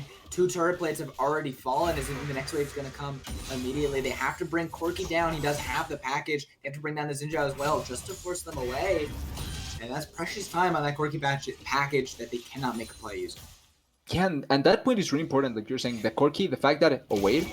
He's still going to be able to find it. Midnight Uzi locked in. He's going to be burning. Oh, no. You see? He doesn't have flash. He's the dash, but a flash is not available. Norseman, again, finding himself the early kill in the mid lane. Yeah, interesting padding from the Lee Sin. He cleared I'm not sure if he was clearing the Scorer Crab or just running away, but he fell into the vision from the red side. They had a pink ward there, and it was an easy collapse from the Northsmart. Like you were saying, he had the package, so he could use it to go for a larger distance that he could have in other instances. And they know that Reggie's there. He is very confidently standing over. Karma. Deja vu. There's no flash. There's a lot of damage straight into the ultimate coming out of Chris 10, and that's a beautiful kill. Well done to honestly punish the fact that Hashiyumi did back when he did, and now fighting the mid lane, Chris is going to get a lot of damage, but now the culling is finally going to be used, and straight to the jaw of Corki as he will fall, and that's trade of solo kills coming out of both mid laners, one onto the jungler, and now trading it back onto the opposing mid laner, and that could also mean Drake. This time, CDU have full control of the early game. Yeah, the positioning that they have on the bottom side with the bot lane and with the mid lane allows them to be much more daring in terms of going for these Drakes. Like you said before, it is a Cloud Soul. It was between a Cloud Soul and an Ocean Soul. They get the Cloud Soul. Some people may think that it's not the best, but they're... Oh, wait, listen. Oh. Instantaneous shock. Maybe. Oh, he's forcing out the flash at the very least. But Reggie's still claiming the kill, and you gotta leave him alone, guys. He's got aftershock. He got aftershock, yeah. Come on, give him something. But he will fall for the second time. Down a decent amount of CS. That will be 3 camps worth. As Xinjiao is spotted, and check out that gold, almost 1K. That is gonna be a 1K deficit purely in the jungle, and that gives even more information when you're looking at the overall gold lead. 2K an advantage, and your jungle is that far behind. So even more credit to the top and bot lanes of CDU for playing through this. Yeah, the good thing, even though it is a 1K gold deficit for CDU alone in the jungle, the members that are ahead are the members that matter. Like, and not want to say anything bad about the Lee Sin or that, but in a game like this, you want your carries to be the ones that are farther ahead. So Varus being ahead is good. Mordekaiser being ahead is good. Lee Sin with Aftershock being ahead, it's not that good. So not as good. Yeah. Now, that's a good ultimate coming out. Death Realm will lock him in, and waiting straight for Midnight Uzi. He's going to have himself... he tried to get the kick, but a beautiful flash to escape it, and they're unable to get the kill, although they do force out the summoner spell. On the bottom side, it will be no summoners used, but a lot of low HP bars, and Chaser could have hurt pretty bad if that arrow landed. Poor Chaser, he's been getting punished constantly in that bot lane, and we have seen the CS difference. It's not 20 CS, but it's a little bit less than 20, and that's an important difference. Same with the plates. So much gold is funneled on the... Oh yeah, now it is at 20. That gold difference is so important for that particular champion, because Varus with lethality, he will get the items much more quicker than the Jinx will get hers, because lethality items are cheaper. Oh wait, Aatrox? Not sure why he decided to stay here, and he's gonna give the shutdown right over. Very, very greedy coming out of the Mordekaiser to stay there. And Reggie is very happy to collect that. Lee Sin still clearing his way up, and the Rift Herald is slain by CDU during the downtime, so unfortunately they don't have that objective to look to, but they still can get tower damage. While on the bottom side, it's like CDU actually may be getting the first tower of the game. They will get the first turret, full 5 plates out of the first turret, and a couple of plates from the mid lane as well. They are setting themselves up so that they can throw the Herald here and give full plates to crits. And I think that's, well, full plates not, because Lee Sin will get some because of the Herald, but they are giving a lot of gold to the Lucian as well. So now both AD carries with a lot of gold. Yes, Mordekaiser died, and it was a meaningless death, but it's still not a bad situation. 3k gold ahead. The Lee Sin is finding value even with the Maze Rune, and you are still ahead in Drakes as well. Getting the early soul is also a nice win condition from the side of CDU, and the value from the Cloud Soul, even though it's not as huge as the Ocean Soul, it's still nice value to have. That's the biggest difference that I see from Game 1 to Game 2, is the team at the early advantage also was able to stack Drakes more effectively. CDU have both the Drakes, and they are in prime position with their bot lane so far ahead to take the Cloud Drake that's spawning next, and that's what you want to see out of an early game composition. Getting that early Drakes, getting those stat buffs, and setting yourselves up for a soul, regardless of it being Cloud Soul, which I do think offers a lot of value this game in particular.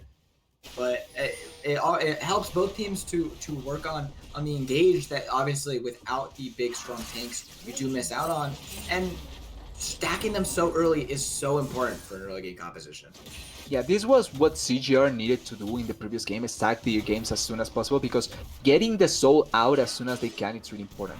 Oh, double close. So close, but not able to find it. And I do want to remind you that Capedogs Unchained are topping the division right now. They did win last week 2-0, so they will be incredibly powerful on the standings. comparatively to the other teams in the Void division. If they do secure this win and secure themselves another 2-0, it'd be a massive, massive boost for them in the standings. As Norseman is going to take the goaling. Lucian's trying to find it, forcing out the flash. Crits doing so well there. Now Karma warding over, flashing over. Oh, looking for the play, but she's going to get locked up. She's going to get rooted. She's going to lose the kill. She got the kill with a snipe. Going to make up for Karma's potentially, we'll call it a mistake, but giving over Varus the kill now 3-0, so maybe not too much of one, as they will find themselves a Drake as well. I understand the play if she had Ignite, but she had Exhaust, which makes it a little bit strange, but they do get the kill, so I feel like that's the most important fact, and they get the Drake as well. Now at Soul Point, they are 4 minutes away from the Drake, and those 4 minutes will be the Baron up, so they're in prime position to set themselves up to get almost every objective in the map if they do get them. Oh wait, Boxer? Using the Death Realm, locking in martial arts, and now he's Does he win this? He still has himself the W, but he's flashing away. He missed. Maybe it's on cooldown, but barely not able to land. He lands! Oh, he's finally using the W, and now the Decimate. Beautifully done, baiting him in. And now Reggie, Reggie is here. He's trying to trade back using the ultimate, but the TP has come down. Crits is going to try and come back, but the TP immediately coming out to match it from the mid lane. Now Crits may have overstayed as well. Coming to, beautiful flash! Crits, he's trying to play it out. Oh, he's gonna find it. The one more tower time. Oh, Crits, you've gotta be kidding me. That is a beautiful outplay out of the mid laner. Yeah, Crits is coming huge once again this game.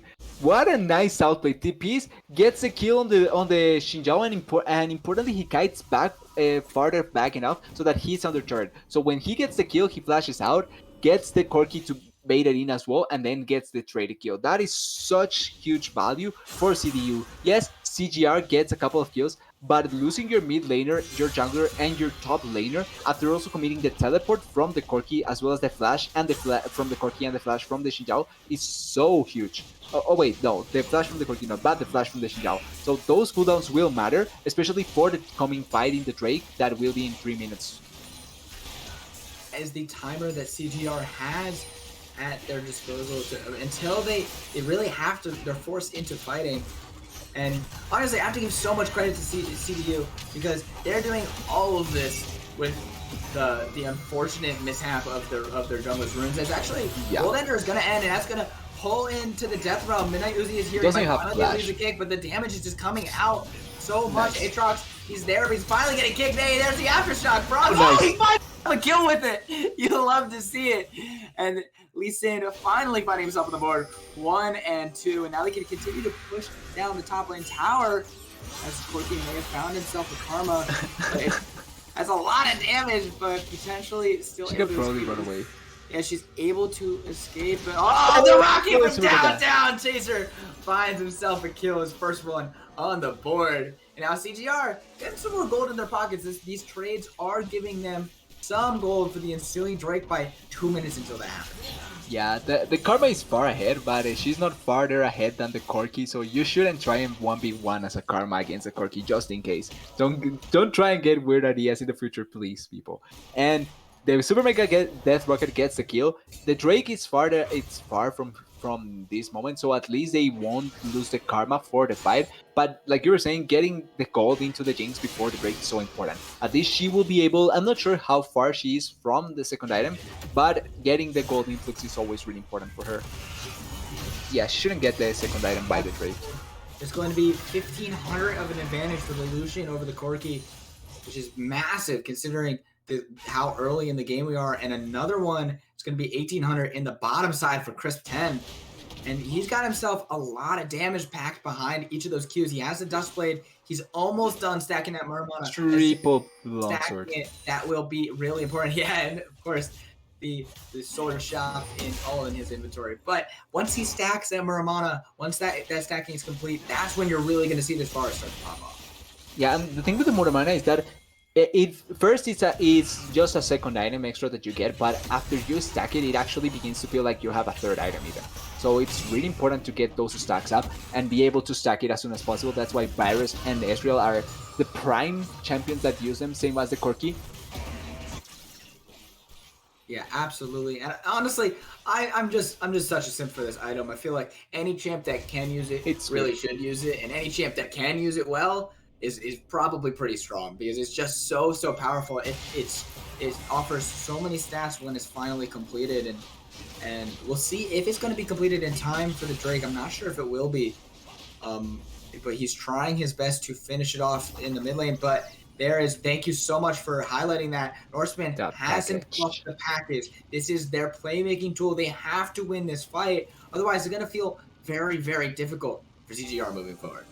And now they will begin to set up the vision. I think this is really important because in the previous game, it was really important who was able to get there first, set up the vision, and set position for the dragon. Even if you don't have to push, if you're able to get there first, you can just burst it out like they are doing now. And they were going to burst it themselves.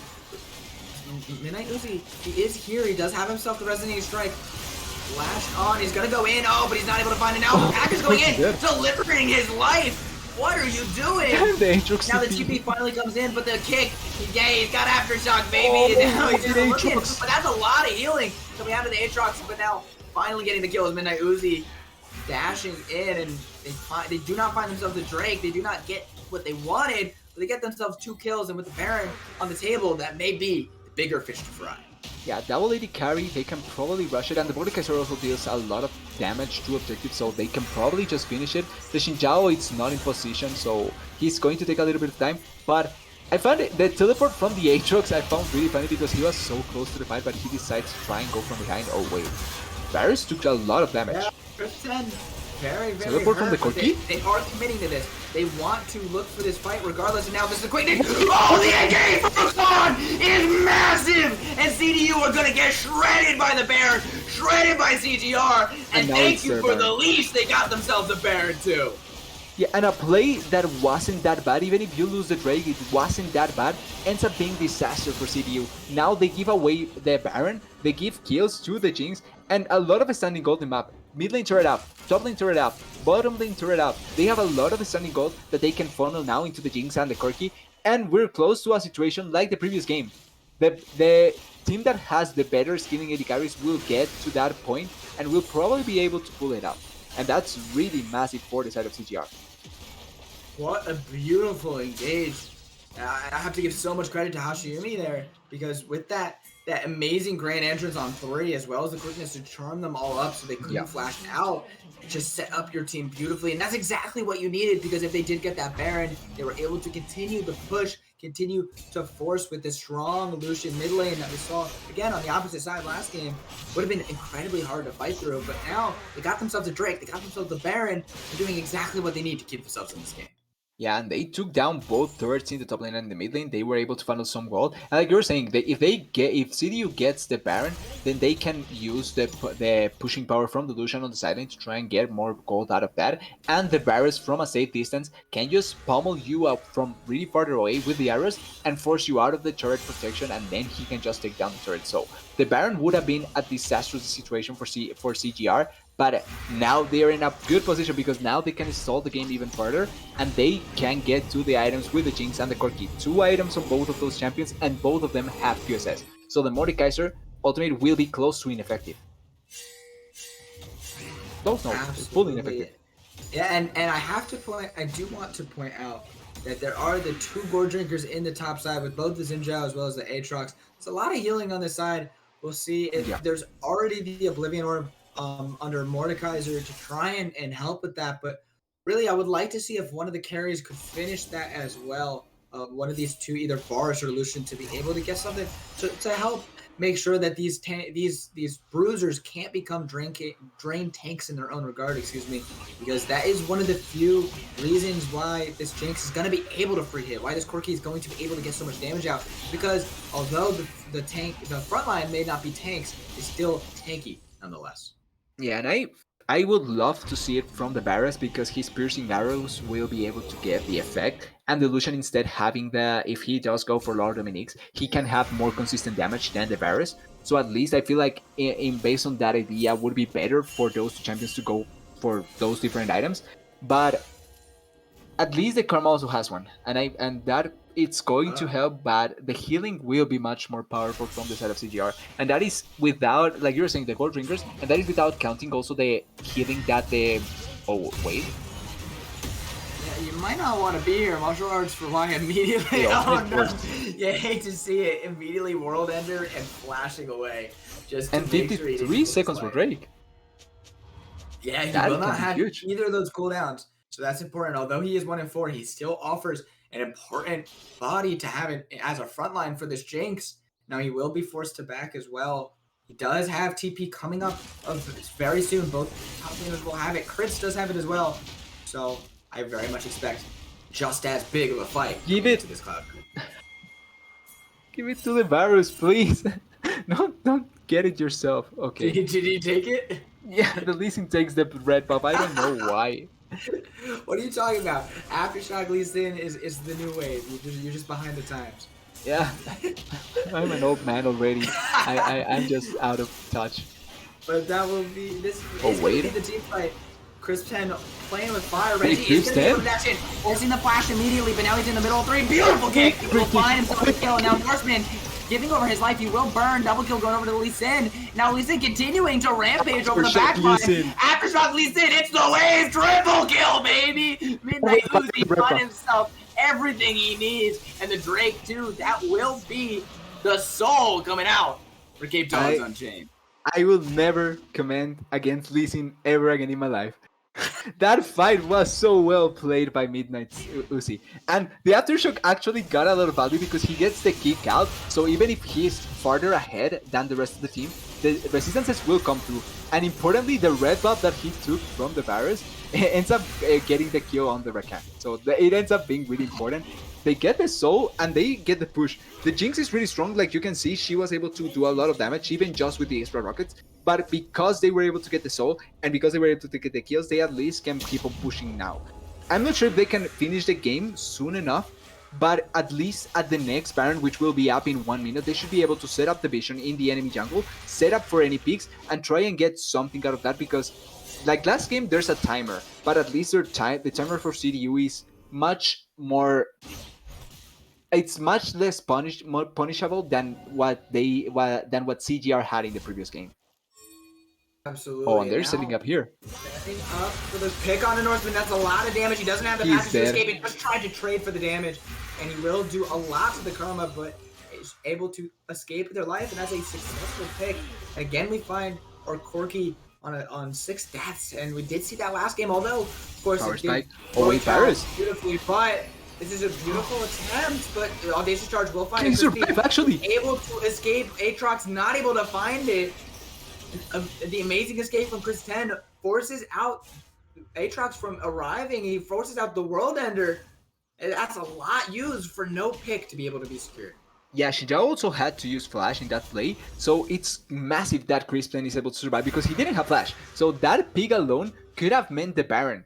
That could have turned the game once again for CG in favor of CGR, and that could have made him be in such a favorable position. But credit to Chris 10, he's able to play around really well, uses the ultimate to deny the Xin Zhao from doing anything, and it's able to just run away, also with the slow from Cerillas. So really well played by him, and even though Boxing does have to commit teleport, it's not that bad of a commitment there to ensure that the Varus is safe, and you will probably be in close proximity to get the kill on the Baron anyway, so it's not like he wasn't going to use it.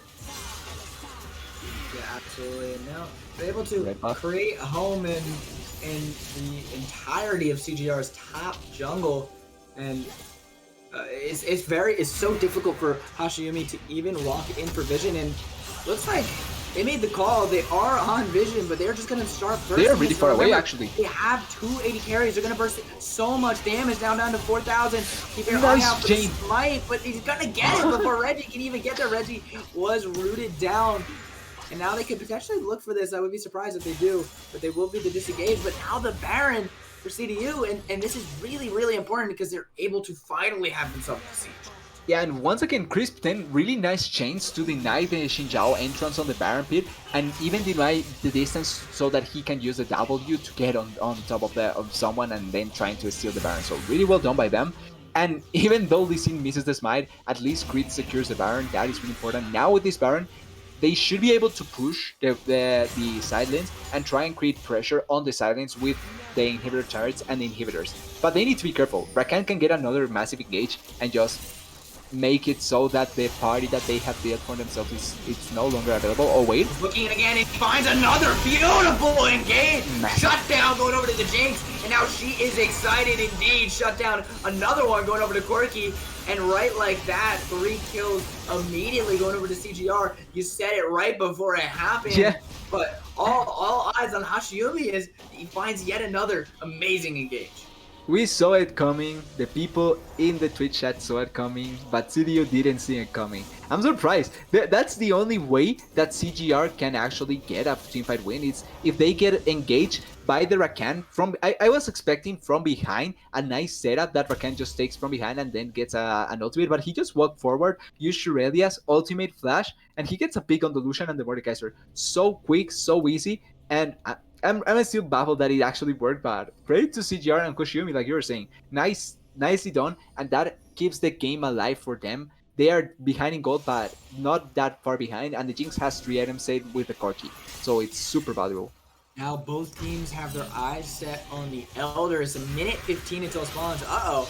With Karma? Naz, what are you doing? He's gonna get rooted. He's gonna... Oh, Okay, barely not get pulled back by the chains. That would have been really, really devastating.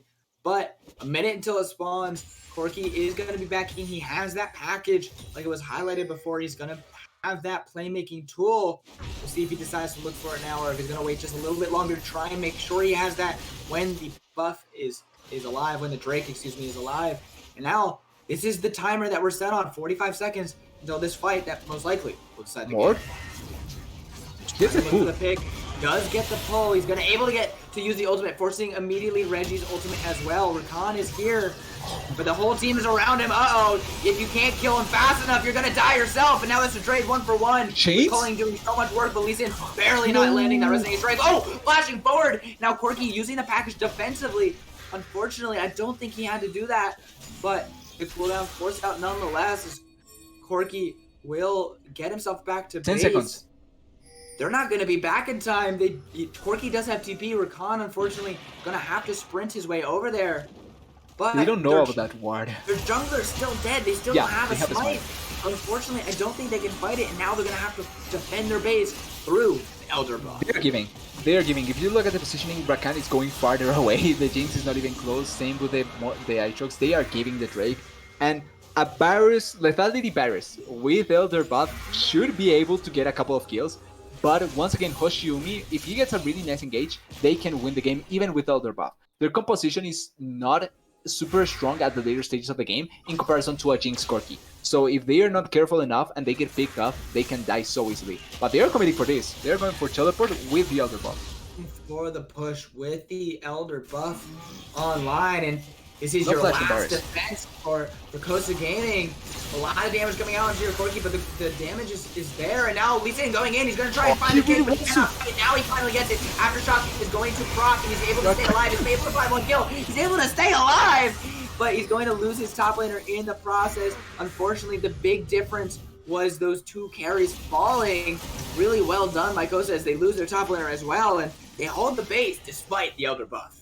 Yeah, way too hard of a commitment there. When you were able to put so much pressure on the turrets and they were not committing, if you just keep on pushing the turret and trying to get damage on the turret, I think that would have been better, because you walk way too far forward and give possibilities to the Hoshiumi and the Rakan to get a really nice engage.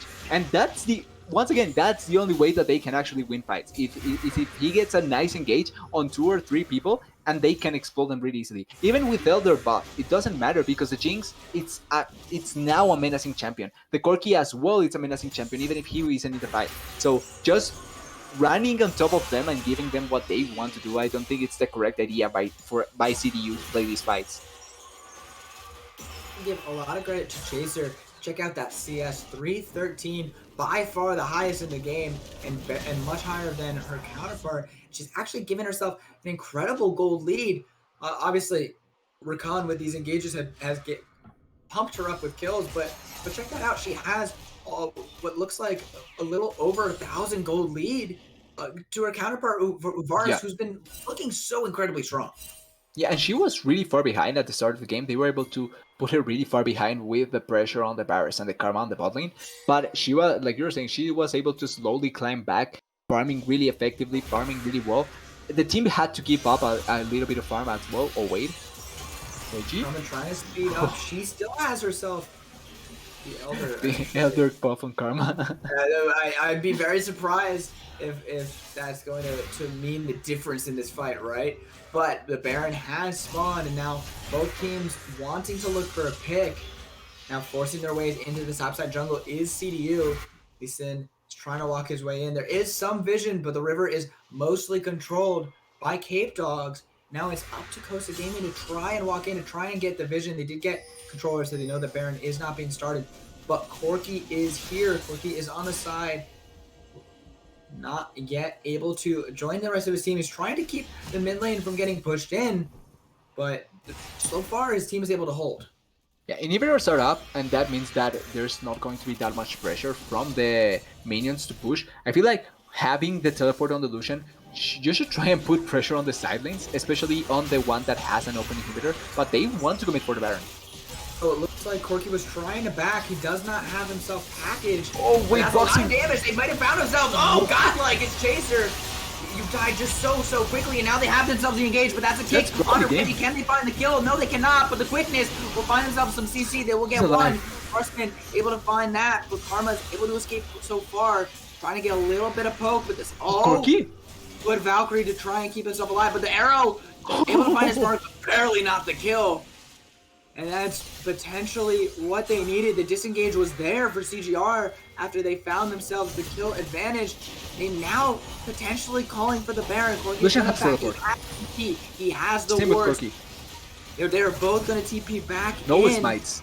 There's the TP coming in. Oh, Change of Corruption just missed. Now they're trying to look in on the fight. There's so much damage, but can they find the kill? No, they cannot. I'm just a sliver of HP, but the Norseman finds a kill. Two people barely not able to die.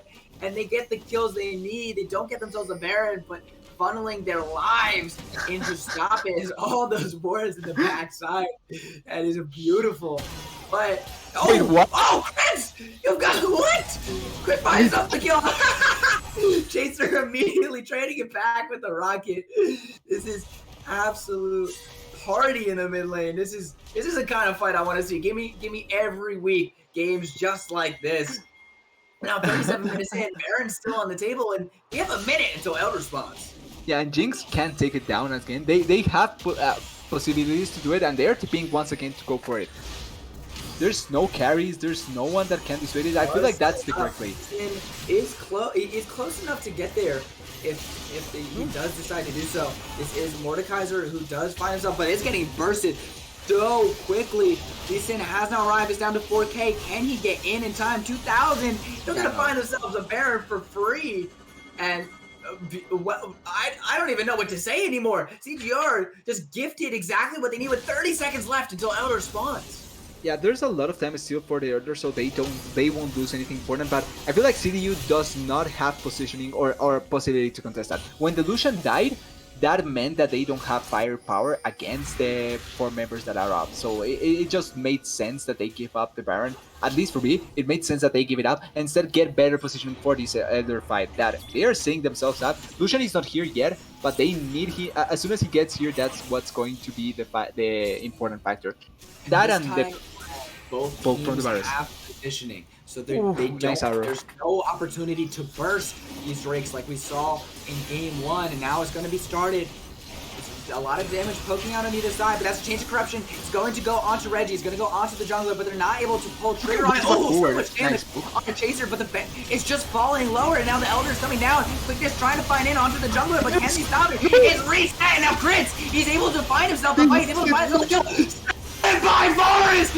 What is happening? He finds himself the shutdown. He finds himself the kill. He finds himself the team fight win. And that's game 2, going all the way to Elder number 2. And Chaser gets one before he dies, but the inhibitor will fall. The game is over. And Capedogs Unchained, they will find themselves the 2-0. The Drake reset it. That factor right there, as small as it seems, that made it possible for CDU to get the Drake, because if it does not reset, the side from CGR can smite it down with the damage from the Xinjiao, as well as the extra damage from the Corki and the Jinx. So that small thing actually made it so that they could fight against the Elder. The engage from the Rakan was useless, and then they can secure the Drake. So it's just mind blowing that it actually happens, but it happens. I think that was the Varus Q able to find himself the Elder. Uh, I am at a loss for words. One of the closest 2-0s I think I've ever seen. But a 2-0 nonetheless. So They find themselves, they find themselves yet to drop a game. That's crazy to me, considering how back and forth both game 1 and game 2 were. But I guess it all works out. All is well that ends well, right? Yeah, and they played so well, even though, for me at least, the Jinx and the Corki were in a position there that they could have carried the game. But because that last team fight was so close, like, if one thing is different there, if they get the Elder Drake, if the Drake does not reset and they get the Drake, then they probably clean up the fight, because the Jinx, even though they had the Drake, the Jinx was standing her ground and she was dealing so much damage. She nearly kills the Varus alone. The same with the Lucian, and they took 4 members to try and kill the Jinx when she was alone. So if the Jinx actually has the buff there, she probably can carry the fight. So the small things matter, but full credit to CDU. They were able to play out the game like they drafted it out. They had an early game composition. They controlled the early game. They had a lot of fumbles, to not say the least, but they did play to their win conditions and play around what they needed to do. So full credit to them. Yeah, a great game. I'm so glad I was able to cast that. It was what a banger series. Despite being 2-0, you don't expect a lot of 2-0s to be that entertaining, but awesome series. And wow, Aftershock. The Aftershock. Go find Aftershock Lee Sin in a solo queue near you, because I don't know, he got himself a triple kill. I thought that was pretty hype. But regardless, thank you guys so much for watching. That will be it for me and TDS on the desk. But hopefully we'll be back next week with yet another banger. Thank you guys so much for watching.